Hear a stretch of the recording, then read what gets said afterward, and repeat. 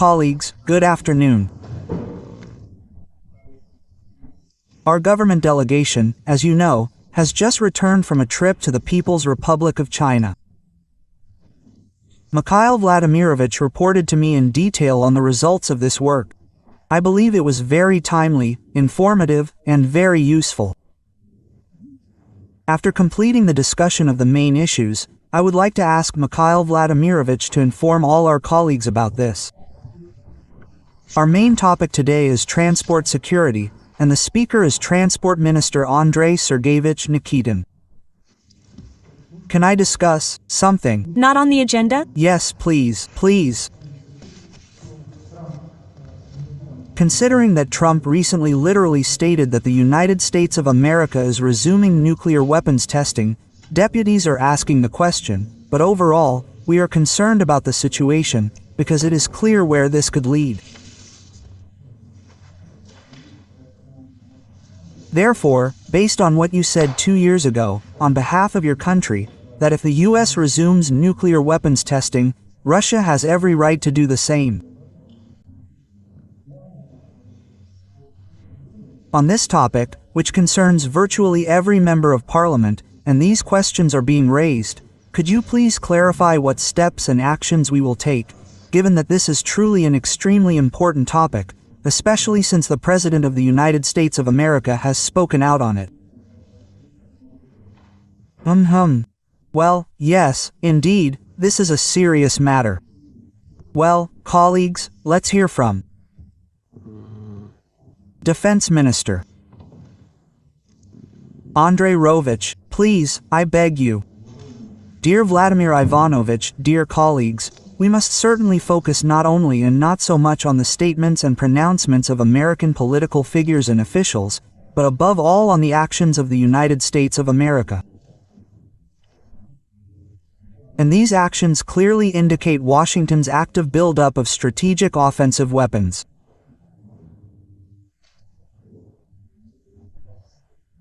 Firstly, the White House has consistently withdrawn from arms reduction treaties that have been in force for many years, from the ABM Treaty in 2002, from the Intermediate Range Nuclear Forces Treaty in 2019, and from the Treaty on the Elimination of Nuclear Forces in 2020. Therefore, a possible U.S. abandonment of the moratorium on nuclear testing is entirely logical and could be a step by Washington to undermine the system of global strategic stability.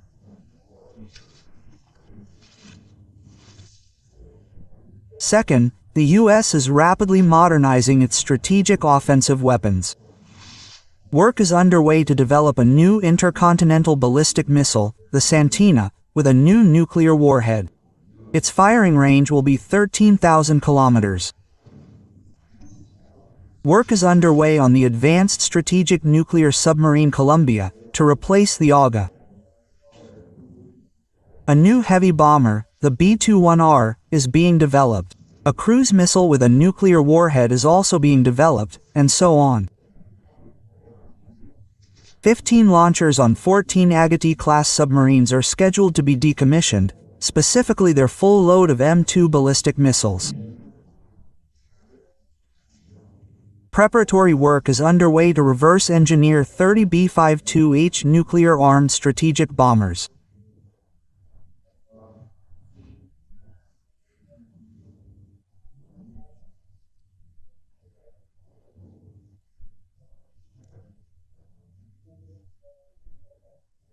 Third, the Americans have begun implementing the Golden Dome program, which provides for both anti-missile interception and pre-launch destruction of Russian and Chinese ballistic missiles. Fourth, the U.S. Army plans.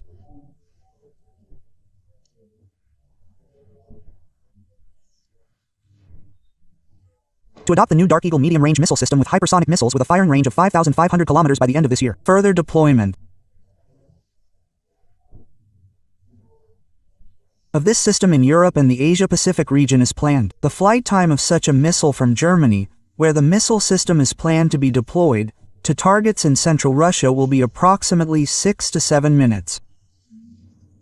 And fifth, Washington regularly conducts strategic offensive force exercises. The last such exercise, Global Tender 2025, which focused on, I want to emphasize, preventive nuclear missile strikes on Russian territory, took place in October of this year.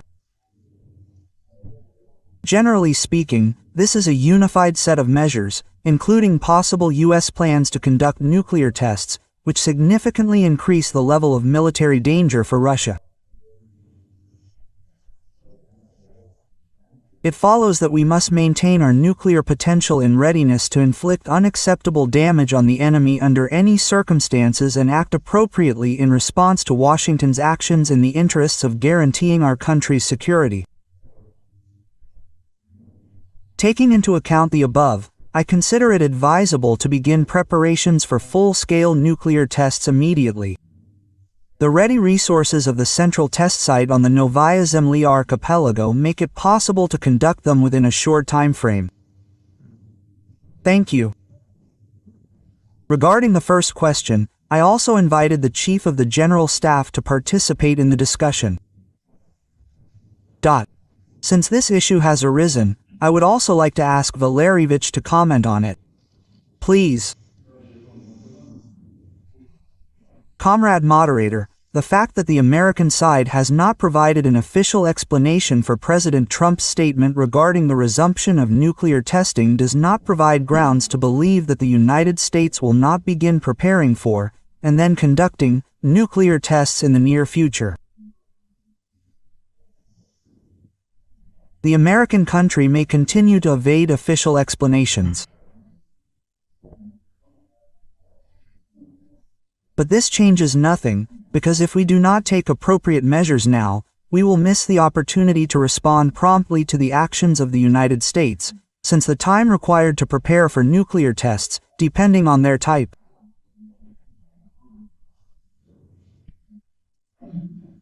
ranges from several months to several years. We are aware of statements by a number of high-ranking American officials regarding the resumption of nuclear testing in the United States. And an analysis of these statements indicates Washington's determination to prepare and conduct them. Regarding clarification, many colleagues received a telegram from the Ministry of Foreign Affairs, from our ambassador in Washington, on this matter. Sergey Evgevich, do you have it? Yes, Vladimirovich, a few days ago we received a telegram from Ambassador Dorchev stating that our diplomats had contacted the U.S. National Security Council and the U.S. State Department to clarify the substance of these resonant statements by U.S. President Donald Trump.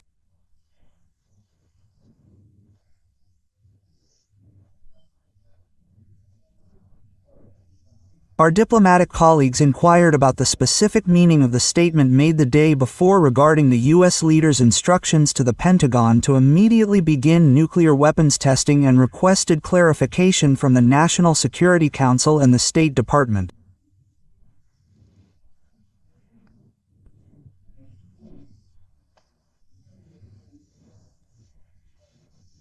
Representatives from both the White House and the U.S. State Department evaded a substantive response, assuring them that they would report the information to their superiors and contact the Russian side if it seemed necessary to provide clarification on the substance of the issues raised by Russian diplomats.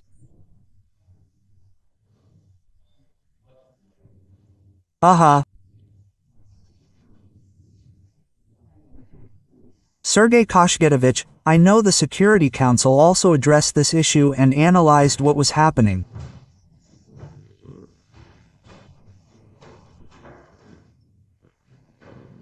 In the ruling circles of the United States itself. Do you have anything you could clarify on this matter? Yes, of course. Both before and after our ambassador's address, various statements were made, all essentially aimed at the same goal. After the last statement made by the President of the United States on November 3rd, a long interview was released in which he repeatedly stated that the United States would resume nuclear weapons testing. He also accused both Russia and China of conducting such tests.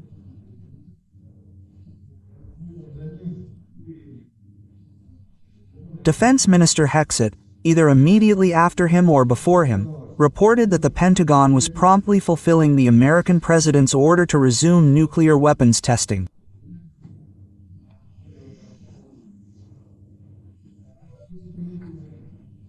Vice President Vance then noted that sometimes a nuclear arsenal needs to be tested to ensure it is functioning properly.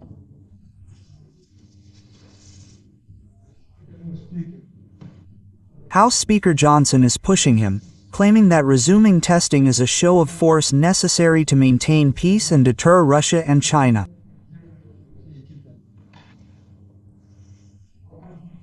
Secretary of the Department of Energy, which is actually responsible for nuclear testing in the United States, Reid, stated that the testing will involve new systems.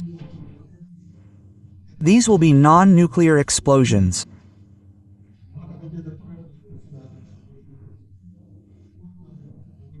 Senate Intelligence Committee Chairman Cotton, in turn, noted that we are not talking about large-scale tests with nuclear mushroom clouds in the desert or the South Pacific, but rather small, controlled underground explosions, which are essentially nuclear weapons tests.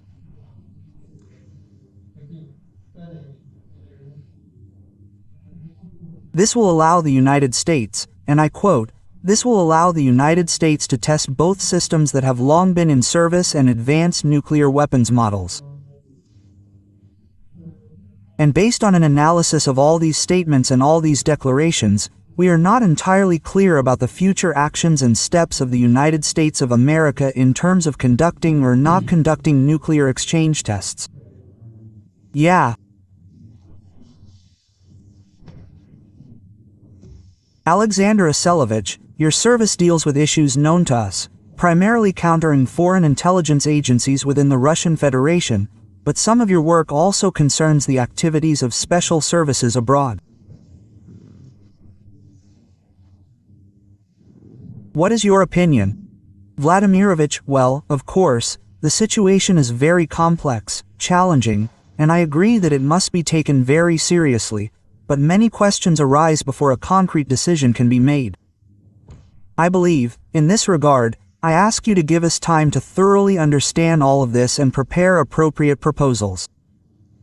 Well, fine. I've highlighted some of your statements and your opinion, and I'd like to point out that Russia has always strictly adhered to its obligations under the Comprehensive Nuclear Test Ban Treaty.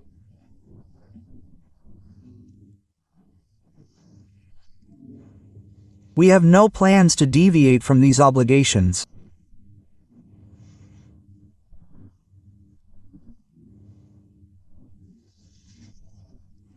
At the same time, indeed, back in my address to the Federal Assembly in 2023, I stated that if the United States or other states party to the relevant treaty conduct such tests, Russia will also be required to.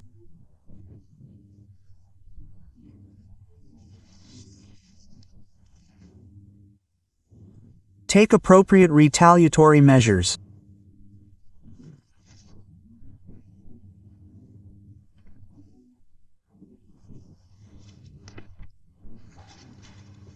In this regard, I instruct the Ministry of Foreign Affairs, the Ministry of Defense of the Russian Federation, special services, and civilian agencies, as well as the relevant civilian agencies, to do everything possible to gather additional information on this matter, analyze it within the Security Council, and submit coordinated proposals on the possible commencement of work on preparing for nuclear weapons tests.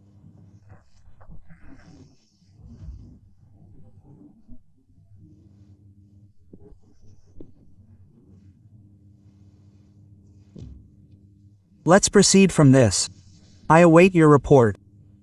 Let's move on to the main issue on today's agenda. Please, M.